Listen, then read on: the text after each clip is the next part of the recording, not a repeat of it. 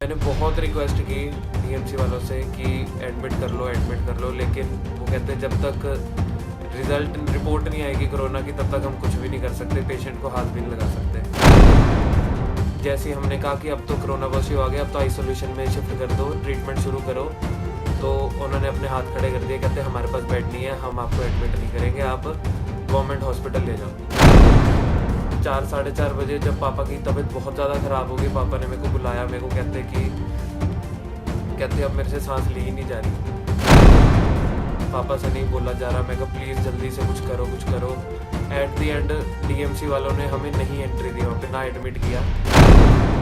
मेरे को एम्बुलेंस भी अरेंज नहीं, मैं रिक्वेस्ट करा, मैं क्या एम्बुलेंस अरेंज करवा दो, मैं किसी और हॉस्पिटल ले जाता हूँ। मैंने फ़ोन पे सारे हॉस्पिटल्स पे पूछ लिया, तो हमने एम्बुलेंस बुलाई, ऑक्सीजन वाली एम्बुलेंस थी। पापा को उसमें मैंने खुद ही, किसी डॉक्टर ने हाथ नहीं लगाया, मैंने खुद ही उठा के पापा को एम्बुलेंस में डाला एंड वहाँ लेके जा रहे थे। तो सिविल हॉस्पिटल पहुँचते ही, अभी इलाज शुरू भी नहीं हुआ था, तो वही एम्बुलेंस में पापा एक्सपायर हो गए। मैं ये वीडियो बनाने के हालत में तो नहीं हूँ, लेकिन आप सबको एक बात बतानी बहुत ज़रूरी थी। 4-5 दिन पहले मेरे फादर एक्सपायर हुए हैं and he was corona positive.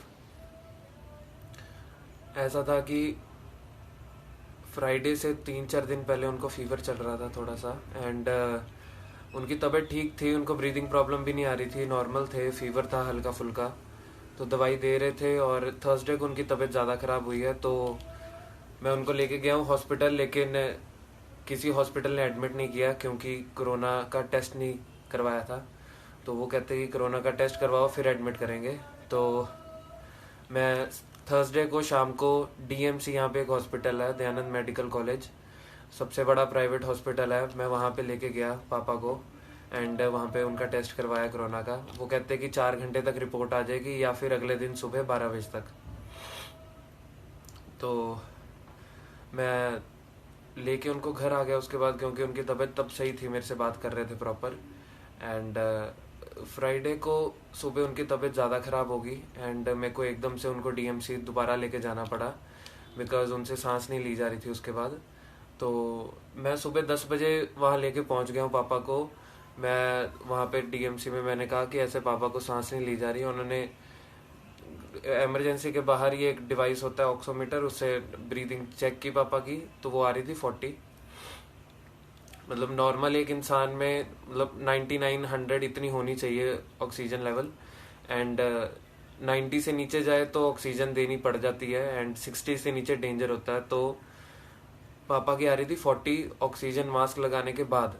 मैंने बहुत रिक्वेस्ट करने के बाद उन्होंने मेरे से ऑक्सीजन मास्क परचेज करवाया एंड इमरजेंसी के बाहर ही स्ट्रेचर के ऊपर पापा को वहाँ पे उन्होंने लेटा दिया एंड वहाँ पे उनको मास्क ऑक्सीजन का लगा दिया एंड तब भी उनको ऑक्सीजन आ रही थी सिर्फ 40। मैंने बहुत रिक्वेस्ट की डीएमसी वालों से कि एडमिट कर लो, लेकिन वो कहते जब तक रिपोर्ट नहीं आएगी कोरोना की तब तक हम कुछ भी नहीं कर सकते, पेशेंट को हाथ भी नहीं लगा सकते। मेरी आंखों के सामने पापा से सांस नहीं ली जा रही थी बिल्कुल भी एंड 12-1 बज गया हमें। मैं गया कलेक्शन सेंटर रिपोर्ट कलेक्ट करने, वो कहते हैं कि रिपोर्ट अभी नहीं आएगी, 5 बजे आएगी। और तो मैं वहाँ पे गया, मैंने कहा रिपोर्ट बहुत लेट आ रही है। मैंने फिर रिक्वेस्ट की वहाँ पे ऑन ड्यूटी जो डॉक्टर्स थे सबको, नर्स को रिक्वेस्ट की कि प्लीज़ आप तब तक ट्रीटमेंट तो, फर्स्ट एड ट्रीटमेंट तो शुरू करो, ड्रिप लगा दो, कम से कम कुछ तो कर दो। लेकिन किसी ने कोई जवाब नहीं दिया वहाँ पे। फिर उसके बाद थोड़ी देर बाद मैं दोबारा गया वहाँ पे 1-2 बजे, मैंने कहा अब तो दे दो रिपोर्ट। तो वो कहते हैं कि अब 8 बजे आएगी, और बिना उसके रिपोर्ट के वो लोग एडमिट भी नहीं कर रहे थे पापा को।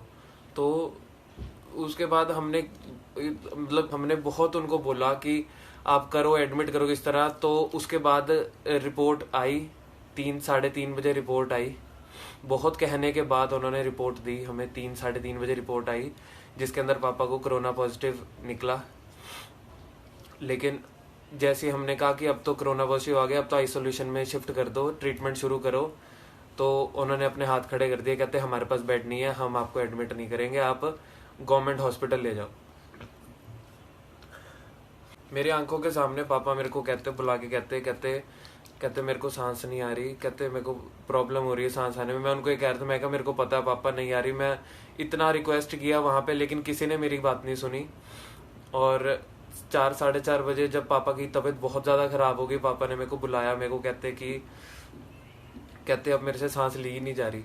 मैं एकदम से मैं वहाँ पे रो पड़ा, और मैं वहाँ पे बोल रहा था। चाचू को बुलाया मैंने, वहाँ पे मेरे साथ थे मेरे चाचू मेरे ताया। मैंने उनको कहा, मैं कहा पापा से नहीं बोला जा रहा, मैं कहा प्लीज़ जल्दी से कुछ करो कुछ करो।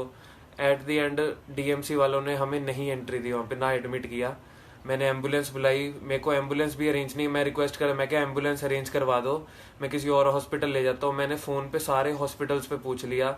यहाँ पे फोर्टिस हॉस्पिटल है, सीएमसी है, और भी बहुत बड़े हॉस्पिटल्स हैं, अपोलो है। तो सब पे फ़ोन करके पूछ लिया। कहते हमारे पास बेड ही नहीं है, हमारे पास मत लेके आना। सब ने यही जवाब दिया। मुझे पता वहाँ पे मेरी क्या हालत थी। और मैं एम्बुलेंस भी मैंने अपने फ़ोन से बुक करवाई। एम्बुलेंस प्राइवेट एम्बुलेंस थी। डीएमसी से सिविल हॉस्पिटल लेके जाना था, गवर्नमेंट हॉस्पिटल। 15 से 20 मिनट का रास्ता होगा। उसके लिए उसने 4,000 मांगा। हमने कहा दिए यार तुम। हमने एम्बुलेंस बुलाई, ऑक्सीजन वाली एम्बुलेंस थी पापा को। उसमें मैंने खुद ही, किसी डॉक्टर ने हाथ नहीं लगाया, मैंने खुद ही उठा के पापा को एम्बुलेंस में डाला। एंड वहाँ लेके जा रहे थे तो सिविल हॉस्पिटल पहुँचते ही, अभी इलाज शुरू भी नहीं हुआ था, तो वही एम्बुलेंस में ही पापा एक्सपायर हो गए। और सब मतलब इतना पैसा होने के बावजूद भी पापा ने सारी उम्र कमाया है, हमारे लिए कमाया है, एंड हम उनका ट्रीटमेंट तक नहीं करा पाए। मतलब मेरे को, मैं इस बात से हैरान हूँ, पापा को बेड ही नहीं मिला, ये कभी सोचा ही नहीं था। यहाँ पे मैं इसलिए ये वीडियो बना रहा हूँ ताकि आपको बता दूं कि लुधियाना में कोई सिस्टम नहीं है। यहाँ पंजाब में बोल तो रहे हैं कि हम इस बेड्स प्रोवाइड कर रहे हैं, लेकिन ऐसा कुछ भी नहीं है। यहाँ पे कोई सिस्टम नहीं है। मैंने बहुत पेशेंट्स देखे वहाँ पे, ऐसे ही पड़े हुए हैं, किसी का कोई ध्यान नहीं रख रहे। मैं अब आपसे बस एक ये, अभी पूरे हमारे घर को भी क्वारंटाइन किया हुआ है, हम सबके टेस्ट हुए हैं, क्योंकि मैं फादर के बिल्कुल डायरेक्ट कांटेक्ट में था। पॉजिटिव आने के बाद भी पापा को मैं तो अकेला छोड़ नहीं सकता था, क्योंकि कोई भी डॉक्टर पास नहीं आ रहा था, तो मैं ही पापा के पास था। तो अभी हम सबके टेस्ट दिए हुए हैं, 2 दिन हो गए हैं, हमारी भी रिपोर्ट्स नहीं आई हैं अभी तक। और मैं आप सबको बस यही इसलिए वीडियो बना रहा हूँ, मैं आप सबको ये कहना चाहता हूँ कि यहाँ कोई सिस्टम नहीं है। यहाँ पे आप अगर बीमार पड़ जाते हो तो आपको बेड नहीं मिलेगा। और डीएमसी वालों ने, डीएमसी, मैं आपको एक रिक्वेस्ट करता हूँ, लुधियाना में जितने भी लोग हैं, डीएमसी बिल्कुल मत जाना। डीएमसी वालों को कोई परवाह नहीं है आपकी लाइफ की, हम कीड़े मकोड़े उनके लिए। मैं बहुत ट्राई कर रहा हूँ मैं इस वीडियो में ना रहूँ, तो बस अब मैं वीडियो एंड करने लगा हूँ। आप लोग बस, मेरी ये रिक्वेस्ट है कि मैं 2-3 दिन से मेरे को अब ये पता लग गया कि अगर आप लोगों में से कोई किसी को बुखार लगता है तो सबसे पहले जाके टेस्ट करवा लो कोरोना का, क्योंकि 2-3 दिन तो रिपोर्ट्स आने में लग जाते हैं, और ट्रीटमेंट शुरू होते होते बहुत टाइम लग जाता है। तब तक केस बिगड़ ना जाए। बस जिसको थोड़ा बहुत बुखार लगता है वो जाके करवाए टेस्ट अपना। और सिविल हॉस्पिटल जो है वो है लेवल 2 हॉस्पिटल है, बाकी सारे प्राइवेट हॉस्पिटल लेवल 3 हैं। तो सबसे पहले सिविल हॉस्पिटल जाओ। सिविल हॉस्पिटल वालों के पास लिस्ट होती है कि कौन से हॉस्पिटल में कौन सा बेड खाली है, वो लिख के देते हैं, तो पेशेंट को एंट्री होती है किसी और बड़े हॉस्पिटल में। तो ये सिस्टम किसी को नहीं पता, ना कोई अवेयर कर रहा है, तो आप लोग रश कर सकते हो सबसे पहले सिविल हॉस्पिटल। मशीनरी वहाँ पे नहीं है, वेंटिलेटर वहाँ पे नहीं है, मेरे को पता है, लेकिन आप लोग अगर पैसा है, अप्रोच है, तो आप लोग सिविल हॉस्पिटल में से लिखवा सकते हो कि किसी बड़े हॉस्पिटल रिकमेंड कर दें, तो फिर वो भेज देते हैं। बाकी जितना आप लोग प्रिकॉशन ले सकते हो, ये कोरोना कोई मजाक नहीं है। अब तो हमारे साथ ही बीत गई ये चीज़, तो